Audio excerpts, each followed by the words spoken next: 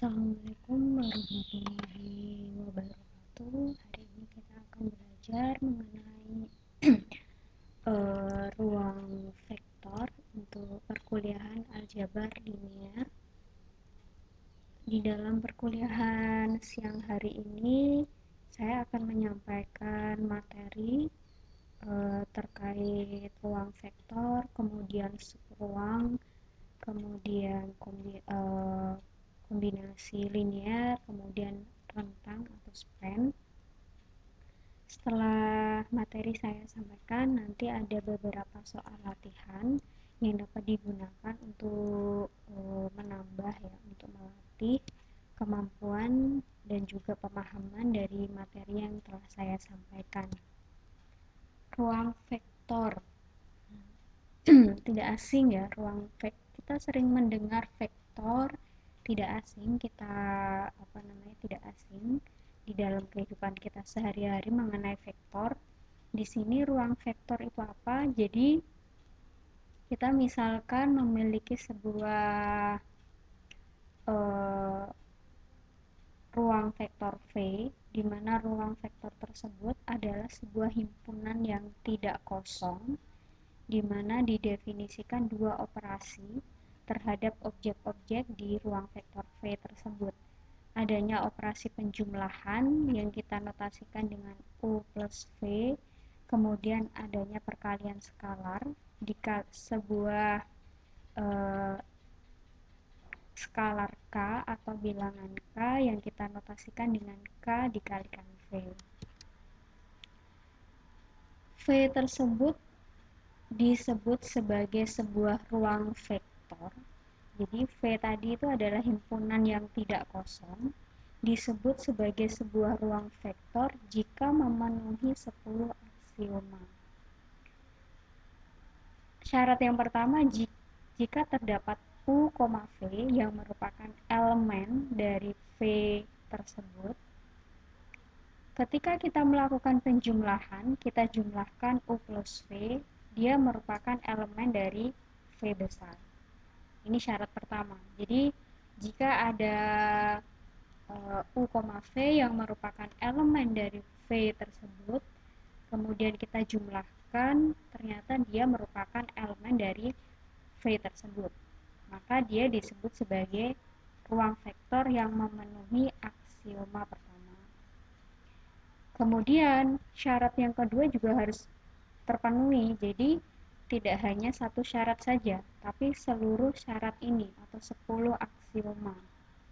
Syarat pertama, penjumlahannya merupakan elemen dari V besar itu sendiri, kemudian U plus V sama dengan V plus U.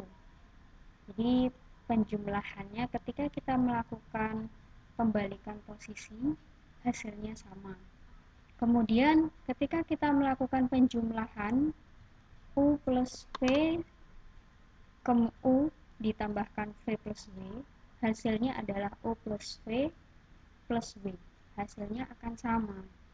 Kemudian syarat yang keempat di sini ketika kita memiliki vektor 0, di mana vektor 0 tersebut merupakan elemen dari V besar, sedemikian sehingga 0 plus U itu sama dengan U plus 0 sama dengan U. Jadi kita melakukan atau kita menambahkan 0 dengan U tersebut, hasilnya sama dengan U. Kemudian aksioma yang kelima di sini, untuk setiap U yang merupakan elemen dari V besar, terdapat sebuah vektor minus U yang merupakan elemen dari V besar tersebut. Jika kita melakukan penjumlahan, U plus min U sama dengan 0. Ini adalah syarat yang kelima. Kemudian syarat yang keenam di sini adalah jika K adalah skalar atau sebuah bilangan yang konstan, kemudian U merupakan elemen atau anggota dari V besar, maka K dikalikan U merupakan elemen atau anggota dari V besar tersebut. Kemudian syarat yang ketujuh di sini kita mengalikan sebuah skalar K dengan penjumlahan U plus V, Maka hasilnya di sini adalah K dikalikan U ditambah K dikalikan V. Syarat yang ke-8 di sini kita memiliki dua skalar, yaitu skalar K, skalar M. Kita melakukan penjumlahan K plus M, kemudian kita kalikan dengan U tersebut. Maka hasilnya adalah K dikalikan U plus M kali U. Kemudian yang ke-9 di sini terdapat sebuah perkalian dua skalar, K dikalikan M dikalikan U. Dan syarat yang terakhir adalah 1 dikalikan U itu sama dengan U. Jadi sebuah V di sini, yang merupakan himpunan tidak kosong disebut sebagai ruang vektor jika memenuhi keseluruhan aksioma tersebut. Bagaimana jika dia tidak memenuhi satu atau bahkan lebih tidak memenuhi syarat atau dari ke-10 aksioma tersebut, maka V bukanlah sebuah ruang vektor. Sehingga ruang vektor di sini harus memenuhi keseluruhan aksioma atau syarat tersebut. Baru dapat kita katakan sebagai sebuah ruang vektor. Nah, di sini kita memiliki ini kita gambarkan di dalam sebuah himpunan. Kita memiliki U, kita memiliki V yang merupakan anggota dari V besar. Nah, di sini kalau kita gambarkan di dalam sebuah diagram, nah kita memiliki di sebuah ruang vektor atau dapat dikatakan ruang vektor ketika di sini terdapat U, kemudian kita memiliki min U, kemudian kita memiliki V, kemudian ada pula min V-nya, kemudian ada pula himpunan 0. Nah, kemudian ketika kita menjumlahkan U dengan V atau U plus V, dia merupakan subhimpunan atau anggota dari V besar itu sendiri. Ini yang disebut sebagai ruang vektor. Namun ketika kita melakukan penjumlahan U plus V, ternyata dia bukanlah anggota dari V besar, atau di sini kalau kita gambarkan dia berada di luar diagram, maka dia bukanlah sebuah ruang vektor. Ini kalau kita melakukan penjumlahan. Kemudian ketika kita memiliki U, di mana U di sini adalah anggota dari V besar, kemudian kita kalikan dengan sebuah bilangan konstan, yaitu skalar K, ternyata hasil perkaliannya merupakan anggota atau elemen dari V besar tersebut, maka dia disebut sebagai ruang vektor. Namun ketika hasil perkaliannya K dikalikan U, dia bukanlah anggota atau dia berada di luar diagram, maka bukanlah sebuah ruang vektor. Ini adalah sebuah penjelasan dengan menggunakan diagram untuk memudahkan kita memahami apa yang disebut sebagai ruang vektor, kemudian mana yang bukanlah sebuah ruang vektor. Itu yang perlu dipahami mengenai ruang vektor. Jadi ruang vektor itu harus memenuhi ke-10 aksioma di sini. Pak, kemudian ketika kita memiliki ruang vektor V, kemudian U merupakan elemen dari ruang vektor tersebut, kemudian kita memiliki skalar K, maka akan berlaku yang pertama di sini 0 dikalikan U sama dengan 0, kemudian K dikalikan 0 sama dengan 0, kemudian min 1 dikalikan U sama dengan min U, dan yang keempat, jika K dikalikan U sama dengan 0, maka K-nya 0 atau U sama dengan 0. Nah, ini berlaku empat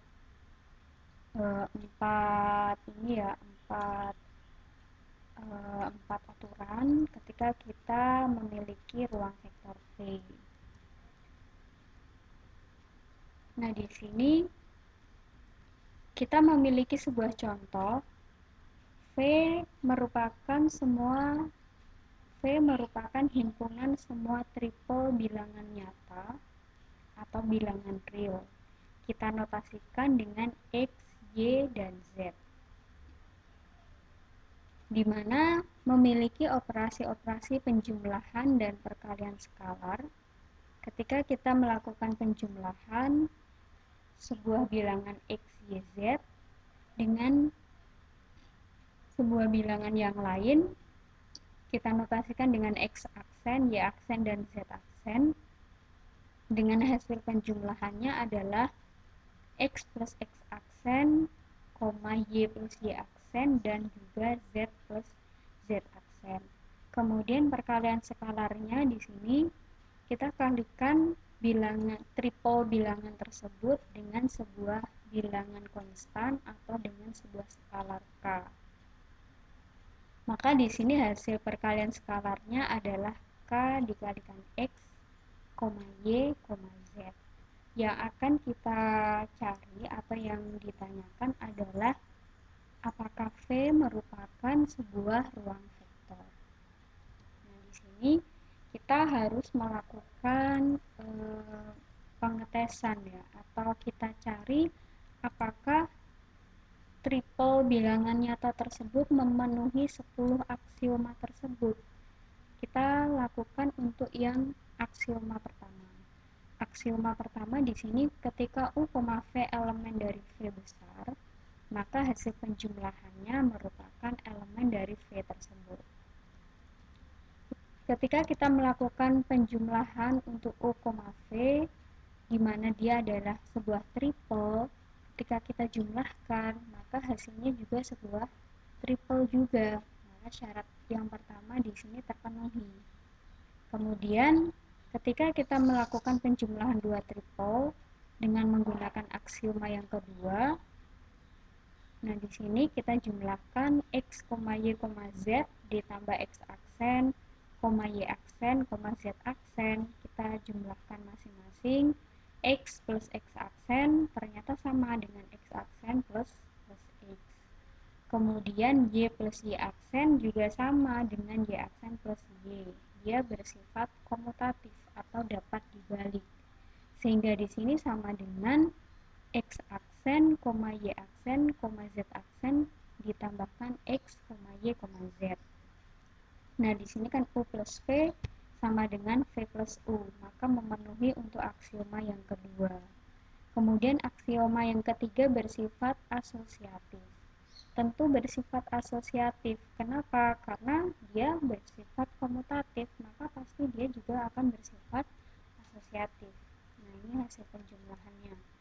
Kemudian yang keempat, syarat yang keempat atau aksioma yang keempat, ketika kita menjumlahkan dengan 0, jadi 0 plus U sama dengan U. Kalau kita menambahkan 0 ditambah X, Y, Z, pasti hasilnya juga akan tetap X, Y, Z, sehingga memenuhi untuk aksioma yang keempat.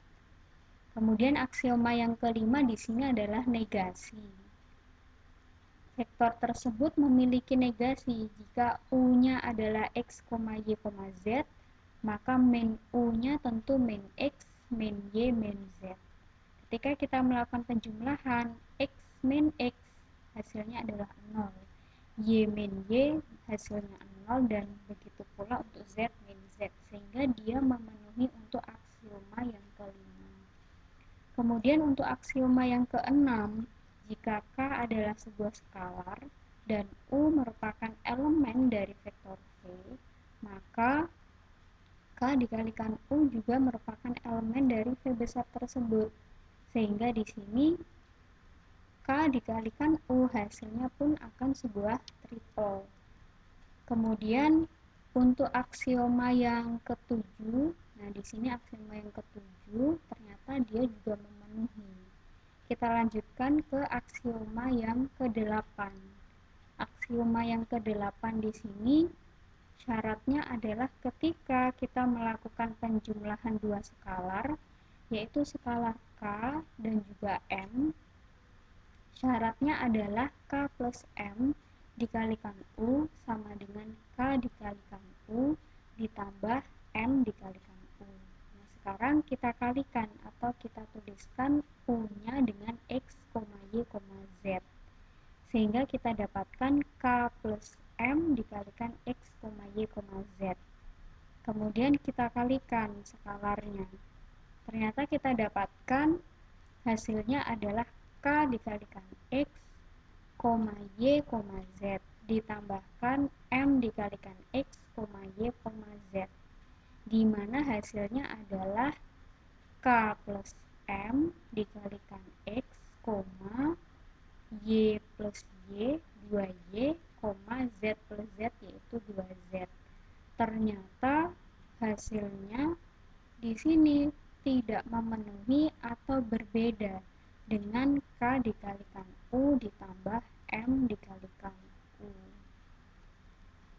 Sehingga pada aksioma ke-8 dia tidak memenuhi.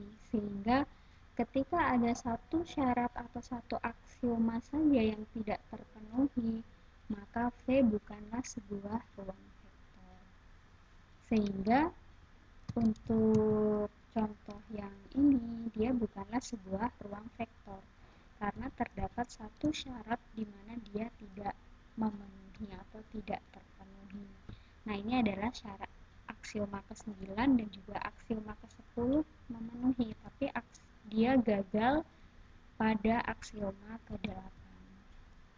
Itu tadi adalah ruang vektor. Jadi ketika kita memiliki sebuah himpunan yang tidak kosong, jadi syarat yang pertama adalah himpunannya tidak kosong, kemudian kita ingin mencari apakah dia itu ruang vektor, maka kita harus melakukan pengetesan atau kita harus mencari apakah himpunan tak kosong tersebut memenuhi 10 aksioma tersebut. Jika dia memenuhi ke-10 aksioma, maka dia sebuah ruang vektor. Nah, ini yang harus dimiliki atau syarat-syarat dari sebuah ruang vektor dari himpunan yang tidak kosong. Oke, kita lanjutkan untuk materi selanjutnya. Kita akan belajar mengenai subruang. Oke, ruang vektor. Ruang vektor di sini adalah himpunan dengan operasi penjumlahan dan juga perkalian skalar. Kemudian V disebut ruang vektor jika memenuhi 10 aksioma. Itu yang perlu diingat. Nah, ini harus diingat-ingat ya, 10 aksioma tersebut untuk kita mengetahui apakah dia sebuah ruang vektor.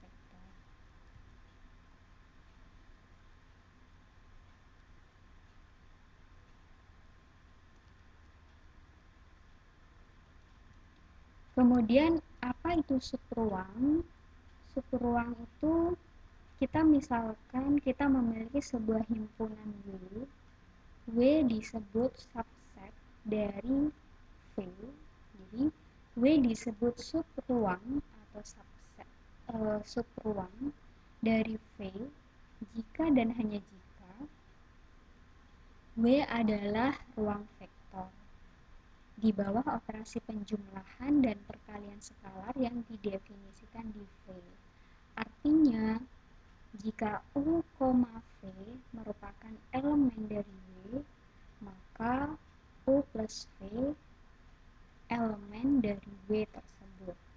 Kemudian, jika K adalah skalar dan U merupakan elemen dari W, maka hasil perkalian skalarnya K dikalikan U juga merupakan elemen dari W atau merupakan anggotanya.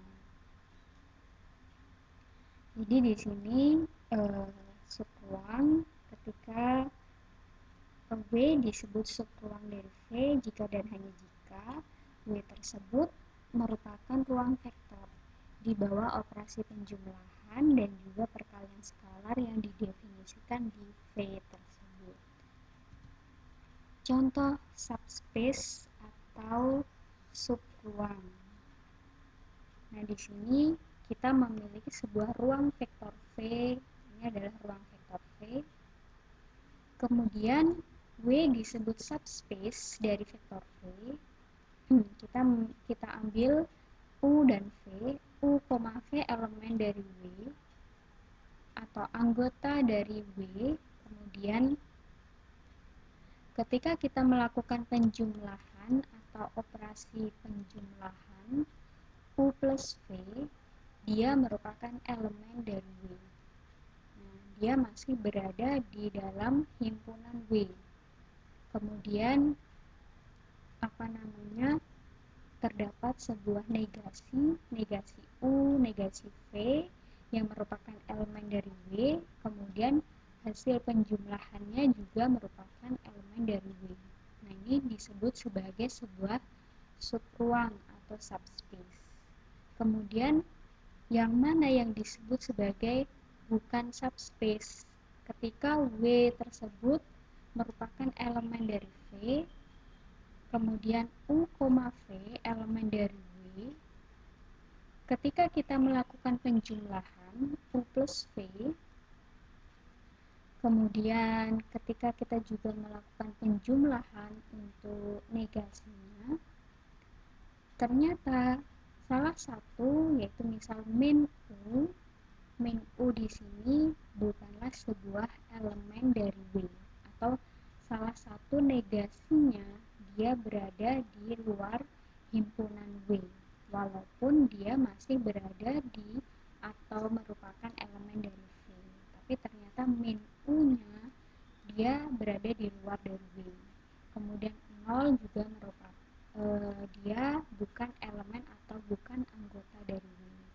Sehingga ketika salah satu saja dia bukanlah elemen dari W, maka dia disebut sebagai bukan subspace atau bukan subruang.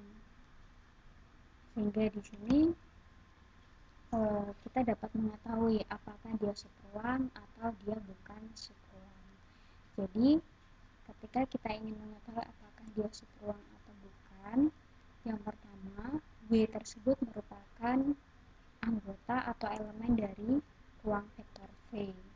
Kemudian ketika kita melakukan penjumlahan ataupun perkalian skalar, elemen-elemennya atau hasilnya dia masih berada di dalam himpunan W tersebut, sehingga W disebut sebagai subruang dari V.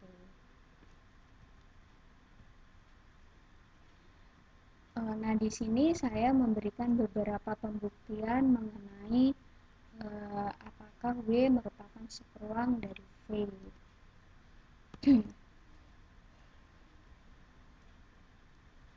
Nah, ini saya masuk ke contoh, kita masuk ke contoh. Misalkan W di sini merupakan kumpulan vektor di R4. Jadi terdapat X1, X2, X3, dan X4. Kemudian yang memenuhi persamaan X1 dikalikan X2 sama dengan 0. Kemudian apakah W merupakan subruang? Kita ambil sebuah pemisalan. Kita ambil X1-nya 1, X2-nya 0 untuk U. Kita ambil U dan juga sebarang U sama V ya. Syaratnya di sini X1 dikalikan X2 sama dengan 0. Nah, di sini 1 dikalikan 0, 0, maka memenuhi. Kemudian untuk V juga sama demikian, 0 kali 1 juga 0. Ketika kita melakukan penjumlahan,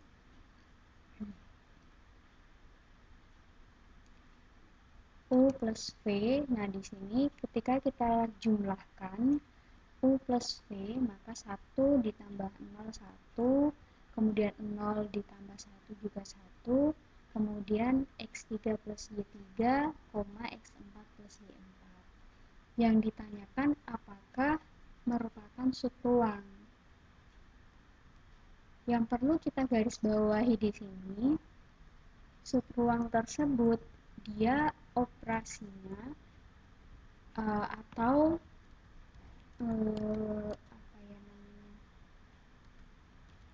operasinya harus memenuhi atau operasi penjumlahan dan juga operasi perkalian skalarnya harus sesuai dengan yang didefinisikan dari ruang vektornya. Nah, di sini didefinisikan bahwa X1 dikalikan X2 sama dengan 0. Namun ternyata ketika kita melihat hasil penjumlahannya, di sini X1-nya 1, di sini X2-nya 1. Ketika kita kalikan 1 kali 1 sama dengan 1, bukan 0.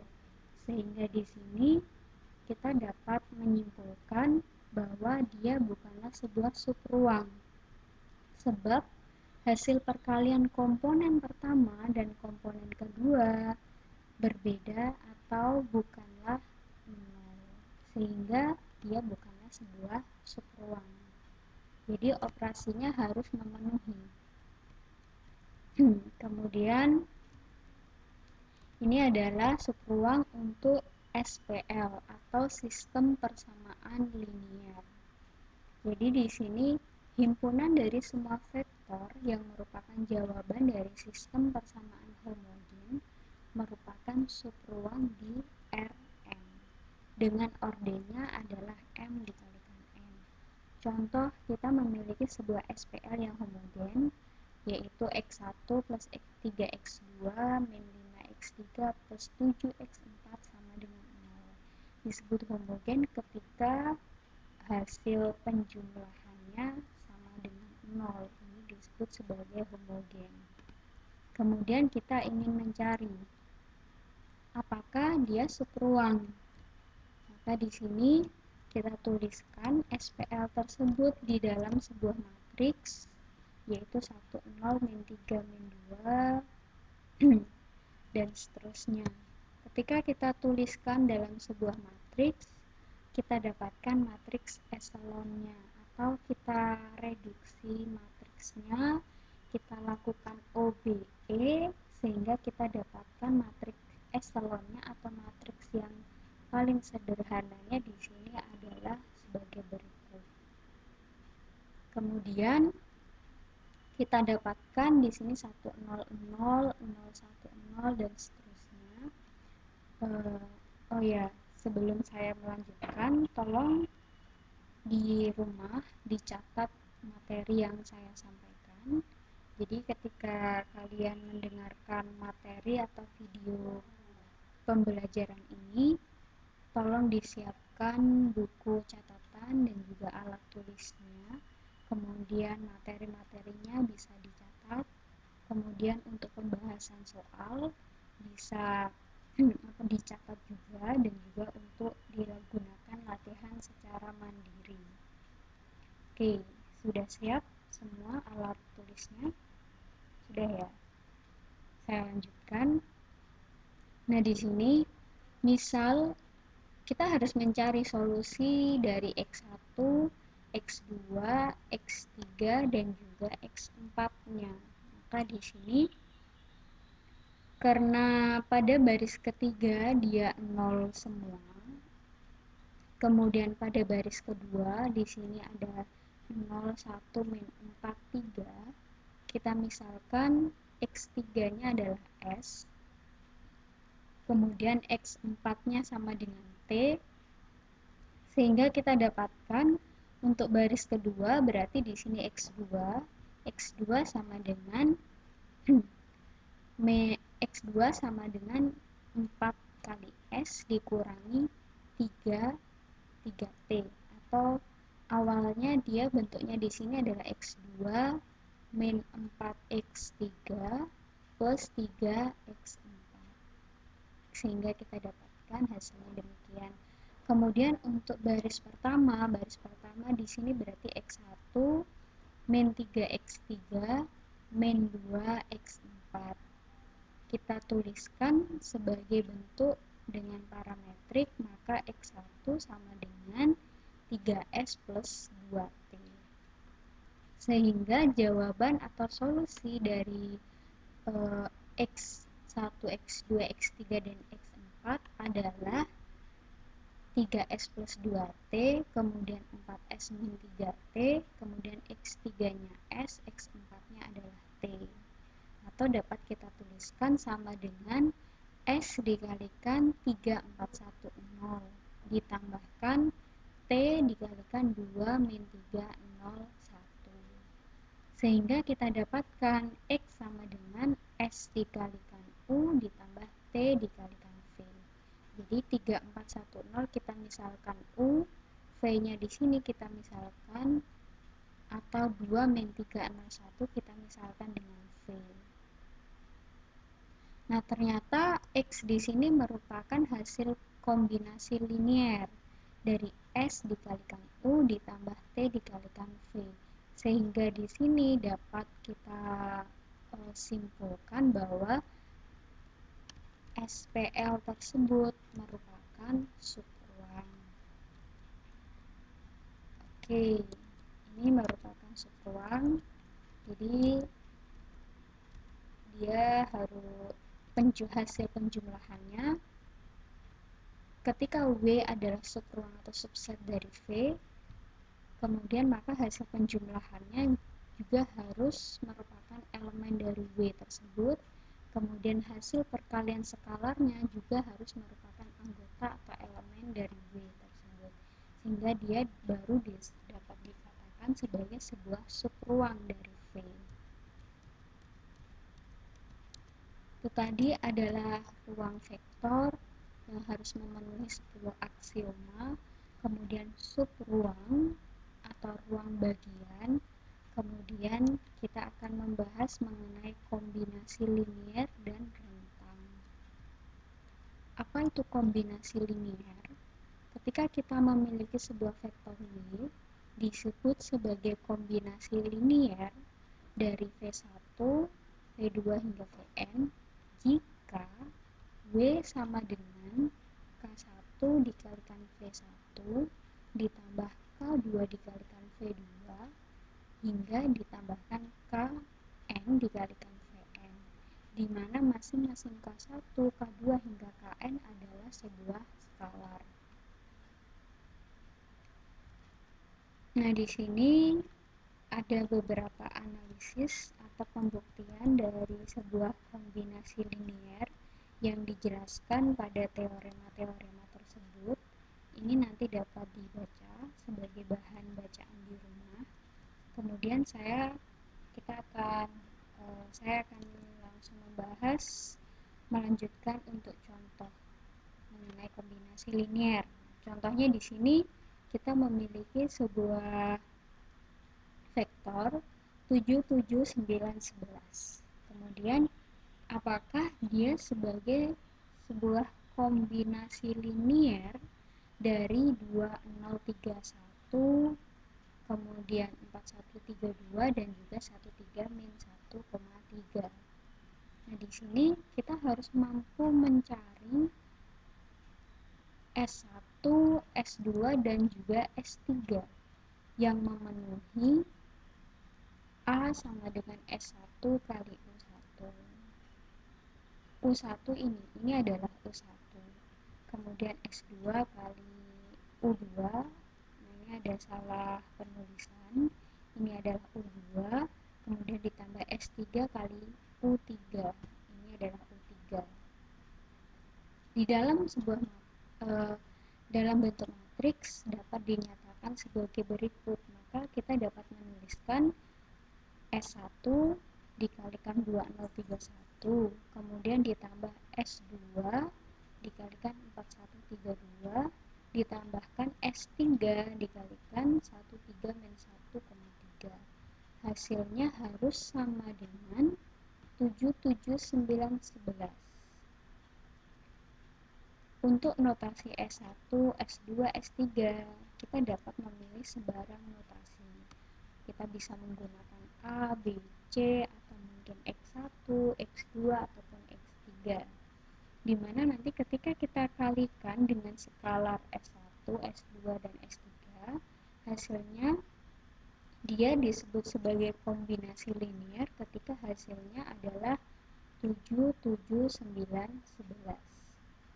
Atau kalau kita tuliskan di dalam sebuah sistem persamaan linier, maka di sini 2S1 ditambah 4S2 ditambah S3 sama dengan 7. Kemudian 0S1 berarti 0, tidak ada. 1S2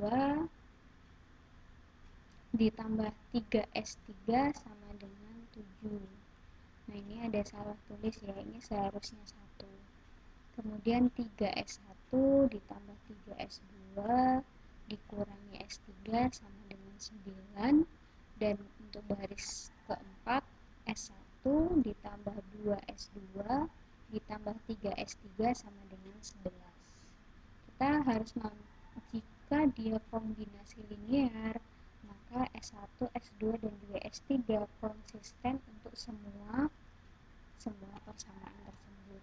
Nah, di sini kita harus mencari berapa nilai S1, S2 maupun S3-nya. Ini sama halnya seperti kita mencari solusi dari sebuah sistem persamaan linear. Kita bisa menggunakan ODE untuk mencari solusi dari persamaan linear tersebut. Nah, di sini ternyata kita dapatkan ketika kita lakukan OBE, ternyata kita dapatkan solusi S1-nya adalah 6, S2-nya min 2, dan S3-nya adalah 3. Sehingga kita dapat menuliskan sebagai sebuah kombinasi linear, yaitu A sama dengan S1-nya 6, berarti 6 kali U1, kemudian ditambah min 2 kali U2, ini U2, min 2 U2, kemudian ditambah S3-nya adalah 3, 3 kali U3. Nah, ini ada salah tulis semua ya, jadi seharusnya A sama dengan 6U1 min 2U2 ditambah 3U3. Ini 3, ini U2. Oke, nanti silahkan diperbaiki penulisannya di buku catatan masing-masing. Untuk contoh yang kedua, kita memiliki contoh yang kedua di sini. Jika U-nya adalah 1, 2, min 1, dan juga V-nya adalah 6, 4,2, tunjukkan bahwa W, yaitu 9,2,7 merupakan kombinasi linear dari U dan V. Maka di sini 9,2,7 sama dengan K1 dikalikan 1, 2, min 1 ditambah K2 dikalikan 6, 4, 6 per 2. Atau kalau kita tuliskan dalam sebuah SPL, berarti di sini adalah 1K1, nah ini K1 ditambah 6K2 sama dengan 9. Kemudian 2K1 ditambah 4K2 sama dengan 2, dan juga min K1 ditambah 2K2 sama dengan 7. Untuk menentukan apakah dia kombinasi linear, maka kita harus mencari apakah terdapat K1 dan juga K2 memenuhi untuk setiap persamaan tersebut. Ternyata kita dapatkan persamaan tersebut memiliki solusi untuk K1 sama dengan min 3 dan juga K2 sama dengan 2. Sehingga di sini dapat kita simpulkan bahwa W merupakan kombinasi linear dari U dan V. Itu merupakan, ini dua contoh tadi merupakan bagaimana kita mengetahui atau kita mencari kombinasi linear dari sebuah vektor. Silakan dicatat untuk masing-masing contoh tersebut. Kemudian di sini sebelum saya melanjutkan untuk merentang atau span, nanti silahkan jika mungkin ada pertanyaan bisa ditanyakan di grup WA. Nah, kita masuk ke rentang. Ke rentang di sini kita memiliki sebuah ruang vektor V. Jadi terdapat ruang vektor V. Kemudian kita memiliki sebuah subruang yaitu S yang terdiri dari elemen-elemennya S sama dengan V1, V2, V3 hingga Vr. B sama dengan sebuah himpunan yang kita notasikan dengan X, di mana X merupakan kombinasi linier dari vektor-vektor S. Artinya kita dapat menuliskan X sama dengan K1 kali V1 ditambah K2 kali V2 hingga Kn dikalikan Vr. Maka ketika memenuhi hal tersebut dapat kita katakan bahwa S adalah rentang atau span W. Untuk lebih jelasnya, kita bahas contoh berikut. Nah, di sini kita memiliki contoh himpunan rentang untuk Pn. Kita memiliki sebuah polinomial 1, x, x kuadrat, xn. Dia merentangkan sebuah ruang vektor Pn. Karena setiap polinomial P di Pn dapat dituliskan sebagai bentuk P sama dengan A0 plus A1x plus AN dikalikan X pangkat N. Terdapat sebuah skalar di sini. Dengan skalar A0 sama dengan 1, kemudian A2 sama A1 sama dengan A2 sama dengan A3 sama dengan N sama dengan 1, kemudian kita masukkan ke dalam persamaan P tersebut, ternyata hasilnya sama dengan 1 ditambah 1x ditambah 1x kuadrat hingga ditambahkan 1 dikalikan X pangkat N.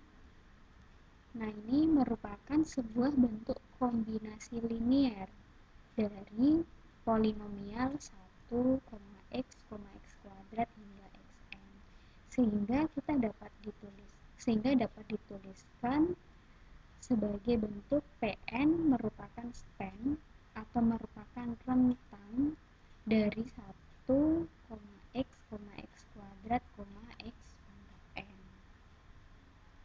Jadi intinya di sini ketika dia adalah sebuah subruang, kemudian ternyata dia dapat kita tuliskan di dalam bentuk kombinasi linier, maka dia merupakan span atau rentang dari ruang vektor tersebut.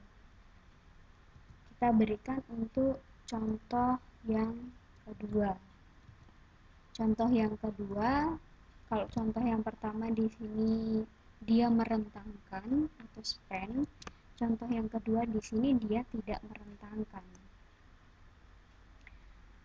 Tentukan apakah V1, V2, dan juga V3 merupakan span di R3. Nah, di sini kita harus mencari apakah dia merentangkan atau tidak. Solusinya di sini pertama kita ambil sebarang vektor B, di mana vektor B dia merupakan bentuk R3. Kita ambil vektor B-nya adalah B1, B2, dan B3 yang dapat dituliskan sebagai bentuk kombinasi linier, yaitu B sama dengan K1 V1 ditambah K2 V2 ditambah K3 V3 dari vektor V1, V2, dan V3. K1, K2, dan K3 dia adalah skalar. V1 di sini adalah 112, kemudian V2 di sini adalah 101, V3 adalah 213.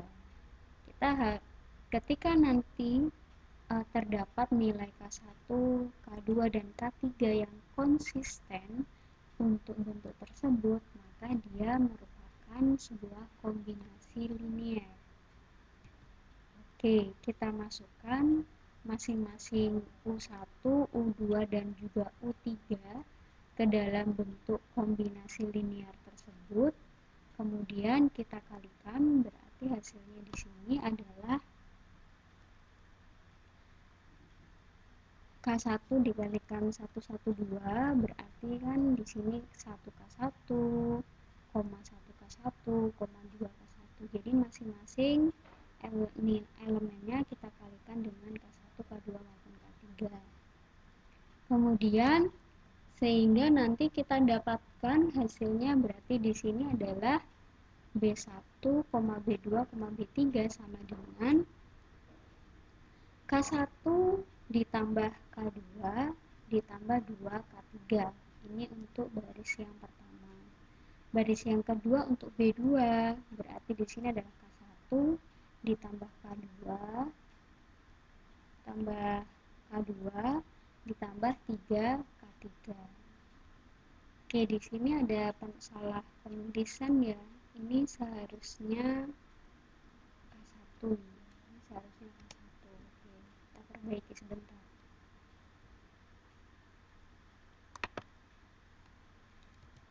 Nah, ini seharusnya K1.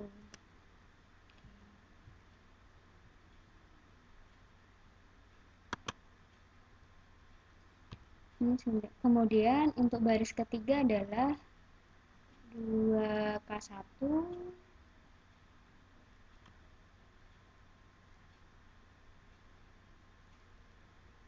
nah ini 2K1 ditambah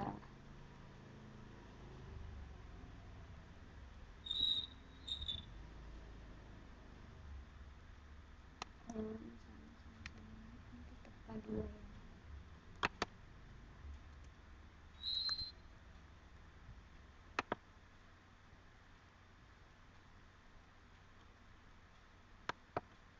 Nah ini 0 ya, untuk baris kedua 0, tidak ada nilai K2 nya. Sorry. Nah ini yang benar ya, jadi nah ini untuk masing-masing baris kita jumlahkan. Nah, ini untuk baris pertama, ini untuk baris kedua, ini. Kemudian untuk baris ketiga berarti 2K1 ditambah K2 ditambah 3K3. Sehingga kita dapatkan berarti di sini K1 plus K2 plus 2K3 sama dengan B1, kemudian K1 plus K3 sama dengan B2, kemudian 2K1 ditambah K2 ditambah 3K3 sama dengan B3. Kita harus mampu mencari solusi dari SPL tersebut. Apakah sistemnya konsisten untuk semua B1, B2, dan juga B3. Sehingga untuk mencari kekonsistenannya di sini, SPL tersebut dapat kita tuliskan di dalam sebuah bentuk matriks, matriks 112, 101, dan juga 213. Untuk mengetahui apakah dia membangun atau tidak membangun, yang pertama, yang paling penting adalah kekonsistenan dari sistem tersebut. Sebuah sistem dikatakan konsisten untuk semua B1, B2, dan B3 jika dan hanya jika matriks tersebut atau kita notasikan dengan matriks A memiliki determinan yang tidak nol. Nah, kita harus mencari determinan dari matriks tersebut. Apakah dia determinannya nol atau tidak nol. Ketika kita nanti silahkan dicari masing-masing di rumah apakah determinannya 0 atau tidak 0. Nah, yang pasti matriks A tersebut ternyata determinannya sama dengan 0. Sehingga karena dia determinannya 0, maka dia tidak konsisten. Karena dia tidak konsisten berarti dia di sini tidak konsisten, sehingga dia tidak, atau untuk masing-masing persamaan kombinasi linearnya atau nilai K1, K2, dan K3-nya berbeda. Sehingga di sini dapat kita katakan bahwa V1, V2, dan V3 tidak membangun R3. Nah, ini untuk mencari span di R3. Untuk R4 bagaimana? Untuk R4 nanti berarti jumlah elemennya yang menyesuaikan.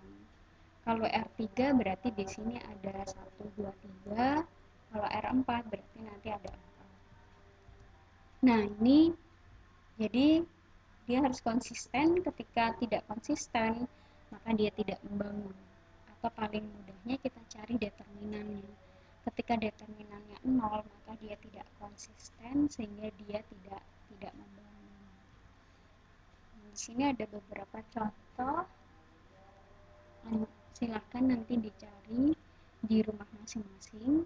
Nah, di sini ada contoh 1, ada contoh 2. Dicari kombinasi linearnya jika ada, kemudian dicari determinannya, apakah determinannya 0 atau tidak, dan sehingga nanti kita dapat menyimpulkan apakah dia merentangkan atau apakah dia tidak merentangkan.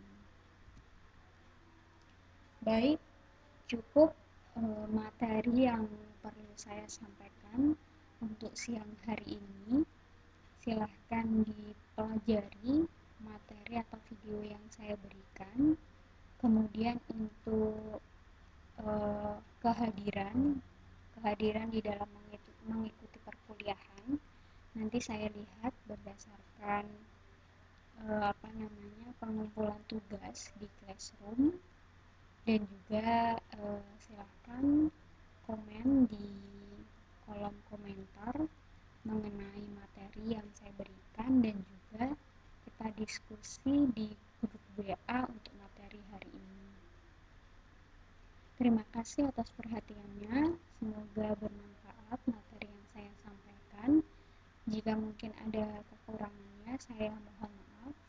Saya akhiri, wassalamualaikum warahmatullahi wabarakatuh.